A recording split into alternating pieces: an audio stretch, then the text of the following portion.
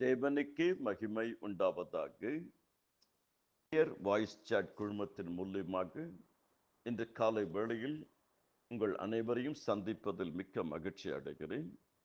இந்த நாளிலே நம்பிக்கையின் வார்த்தைகள் என்று சொல்லி 3 காரியங்கள் நாம் தியானித்தோம். என் நம்பிக்கை இயேசு கிறிஸ்துவின் மேல் உள்ளது, ஏனெனில் அவர் என்னை எந்த நிபந்தனையும் இன்றி நேசிக்கிறார். என் நம்பிக்கை இயேசு கிறிஸ்துவின் மேல் உள்ளது, என்னை பலப்படுத்துகிற கிறிஸ்துவினால் எல்லாவற்றையும் செய்ய எனக்கு பலன் உண்டு. என் நம்பிக்கை இயேசு கிறிஸ்துவின் மேல் உள்ளது, என்னுடைய வாழ்க்கையின் எல்லா காலகட்டங்களிலும், எல்லா சமயங்களிலும், எல்லா நேரத்திலும், எல்லா சூழ்நிலைகளிலும் என்னை கரம் பிடித்து நடத்துகிறவர் அவர். என் நம்பிக்கை இயேசு கிறிஸ்துவின் மேல் உள்ளது, அவர் என் மெய்ப்பர், அவர் என் இரட்சகர், என் மீட்பர். நிச்சயமாகவே முடிவு உண்டு, உன் நம்பிக்கை வீண் போகாது.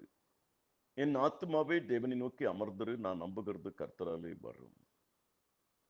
கர்த்தரை நம்புகிறவனோ செழிப்பான். நம்பிக்கையின் வார்த்தை. கர்த்தர் ஆபிரகாமுக்கு ஒரு நம்பிக்கையின் வார்த்தையை சொல்லுகிறார். நான் உன் பெயரை பெருமைப்படுத்துவேன். 7 காரியங்கள் சொல்லுகிறார், அதில் ஒன்று நான் பெயரை பெருமைப்படுத்துவேன். நம்முடைய தேவன் நம்மை பெயர் சொல்லி அழைக்கிற தேவன், பெயர் மாற்றுகிற தேவன், பெயரை பெருமைப்படுத்துகிற தேவன், பெயரை ஜீவ புஸ்தகத்தில் எழுதி வைத்திருக்கிற தேவன், பெயரை நினைவு கூறுகிற தேவன், அந்த பெயருக்குள்ள நம்மை உள்ளங்கையில் வரைஞ்சி வச்சிருக்கிற தேவன் பெயரை பெருமைப்படுத்துகிறார். ஆபிரகாம் பெயரை எப்படி பெருமைப்படுத்தினார்? கீழ்ப்படிதல் ஆபிரகாமுக்குள்ள வந்த பொழுது அது 100 வருஷ காலம் பார்க்கிறார். பார்த்துட்டு பின்னாடி சொல்லுகிறார், அவரோடு தன்னை இணைச்சிக்கிட்டு நான் ஆபிரகாமின் தேவன். இதுக்கு மேல என்ன பெருமை நமக்கு வேணும் வாழ்க்கையில? கீழ்ப்படிதல். கீழ்ப்படிதல் இருக்கும்போது தேவன் பெருமைப்படுத்துவார். புனித மரியாள் அவர்கள் கீழ்ப்படிந்தார்கள். தேவன் எப்படி இன்றைக்கு பெருமைப்படுத்தி வைத்திருக்கிறார்? உலக ரட்சகரை பிறந்துட்டார். 2வது, நான் உன்னை மென்மைப்படுத்துவேன். கர்த்தர் யோசுவாவுக்கு சொல்லிக் கொடுக்கிறார், என்று இஸ்ரவேல் ஜனங்கள் எல்லாருக்கும் முன்பதாக உன்னை நான் பெருமைப்படுத்துவேன். யோசுவா 3:7. நான் மோசையோடு கூட இருந்தது போல உன்னோடு இருப்பேன், நான் உன்னை மென்மைப்படுத்துவேன்.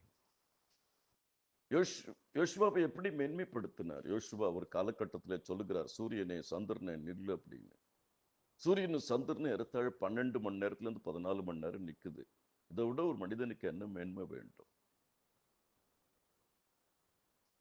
மோசே கோலை நீட்டின உடனே செங்கடல் 2ஆ பிளக்குது. கர்த்தர் யோசுவாவை மேன்மைப்படுத்தினார். காரணம் தியானம்.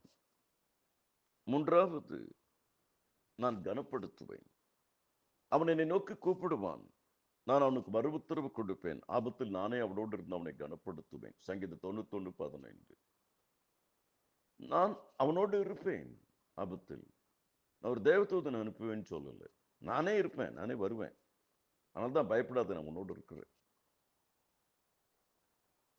அப்போ கர்த்தர் தாவீதோடு கூட இருந்தார். என்னை நோக்கி கூப்பிடு, அப்போது நான் உனக்கு மறு உத்தரவு கொடுத்து அறியாதும் எட்டாதுமான பெரிய காரியங்கள் உனக்கு அறிவிப்பேன்.